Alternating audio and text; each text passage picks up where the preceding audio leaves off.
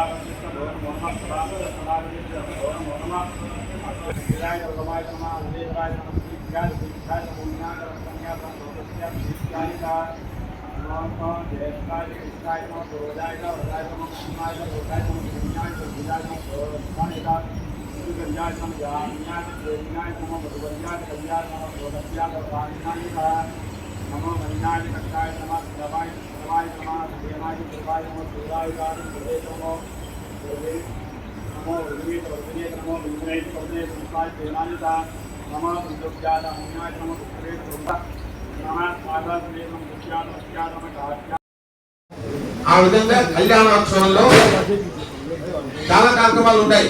గణపతి పూజ, పుణ్యవాసనము, రక్షాబలం, కంకణదానము, కన్యాదానము, జీలకాబలం పెట్టే కార్యక్రమం, కుంకుమలు, మాంగళ్యధారణ, అక్షతారోపణము, నాగవల్లి హోమాలు, ఇవన్నీ కార్యక్రమాలు ఉంటాయి. దాంట్లో అత్యంత ఫలప్రదమైనది కన్యాదానం. ఆ కన్యాదానానికి అంత ఫలం ఇచ్చున్నారు.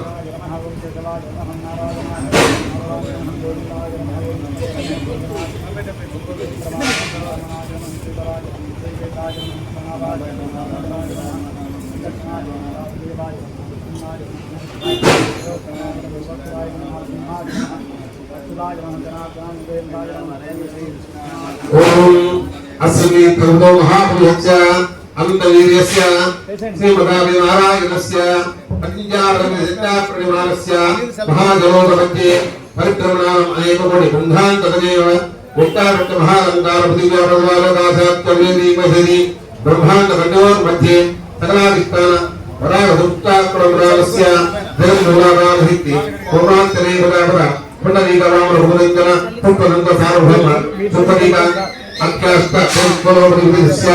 అదా వికల సుదన రాగల రాగల మహాగల మాదాల సప్త భాగాలు జరుగుతున్నది భూలోక భూలోక భూలోక మహాలోక జగలోక భూలోక సత్యలోక పాదోశ్వర భాగే చక్రవాళ శైలే మహాబలయ మధ్యవర్తిన్యాం మహానారాయణ భంగాదశేషస్య హరసా కాబట్టి ఆడపిల్లని చెప్తూనే అభాషణ చేయించేవారు. దానికి క్రూర హత్య అంటారు. దానికి మహాపాపం అది. దానికి మించిన పాపమే లేదు. ఇప్పుడు ఆడవాళ్ళని ఒకటే, మగవాళ్ళని ఎవరైనా ఒకటే. ఎవరు పుట్టా కూడా ఇద్దరిని చదివించాల్సింది, ఇద్దరిని సాగాల్సింది, ఇద్దరిని జీవం పెట్టాల్సింది, ఇద్దరిని అభివృద్ధి పొందాల్సిందే. కానీ శాస్త్రం కూడా ఏం చెప్తుంది? ఏ ఇంటైనా సరే ఒక తులసి చెట్టు, ఒక ఆవు, ఒక కన్య, ఈ ముగ్గురు లేనితో భోజనం. కన్యకు అంత ఫలం ఇచ్చినారు, కన్యా ధనానికి అంత ఫలం ఇచ్చారు. ఋషులు నేను చెప్పింది కాదు, శాస్త్రాల్లో చెప్పింది, ఋషులు చెప్పింది. కన్యకు అందుకే అంత ఫలితం ఇచ్చారు. మనం మామూలుగా ఎన్నో దానాలు చేస్తుంటాం, నువ్వు దానం ఇస్తుంటాం, నువ్వు శనితోషం పోయే దాని కోసం చేస్తుంటాం. చనిపోయినప్పుడు బంగాదానం, గోదానం చేస్తుంటాం. వాటి ఫలితాలు, వాటికి ఏ దానానికి ఆ దాని ఫలితాలు ఉంటాయి. ఎంతవరకే కన్యాదానం చేస్తే సకల ఫలితాలు కలుగుతాయి. ఏ విధంగా?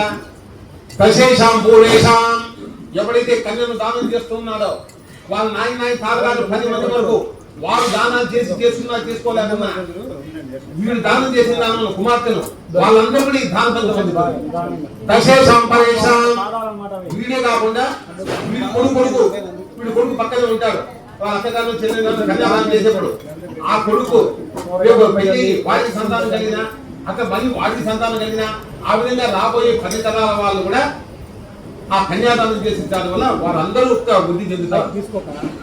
అది ఎవరైతే కన్యాదానం చేస్తున్నారో వాళ్ళ వంశం వాళ్ళే వృద్ధి చెందడం కాకుండా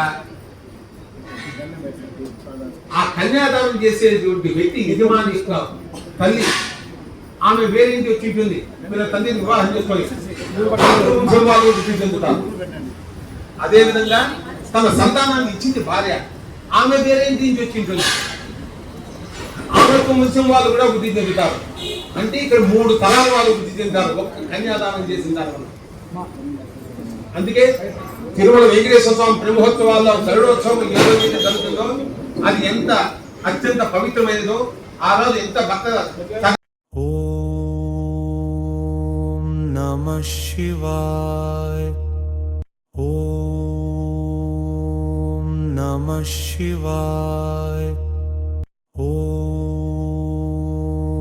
నమః శివాయ. ఓం నమః శివాయ. ఓం నమః శివాయ. ఓం నమః శివాయ.